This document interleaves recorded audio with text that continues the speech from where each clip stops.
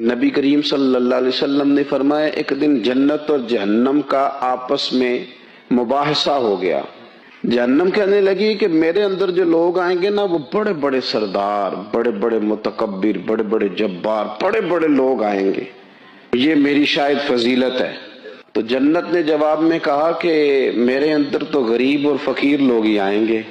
میرے اندر تو وہ لوگ آئیں گے جو دنیا میں بظاہر بڑے بڑے نہیں تھے، فقراء، مساکین، یتامہ، یہ اکثر ہوں گے۔ جب دونوں آپس میں گفتگو کر رہے تھے نا تو رسول کریم صلی اللہ تعالی علیہ وسلم فرماتے ہیں اللہ تعالیٰ نے پھر جنت سے فرمایا، اللہ نے جنت سے فرمایا کہ تو میری رحمت ہے اور میں اپنے بندوں میں سے جس پر رحمت کروں گا نا تیری صورت میں اس پر رحمت کر دوں گا۔ اور رب کریم نے ارشاد فرمایا جہنم سے کہ تو میرا عذاب ہے، تو میں اپنے بندوں میں سے جس کو چاہوں گا تیرے ذریعے عذاب دے دوں گا، لیکن بھار میں تم دونوں کو ہی ڈالوں گا۔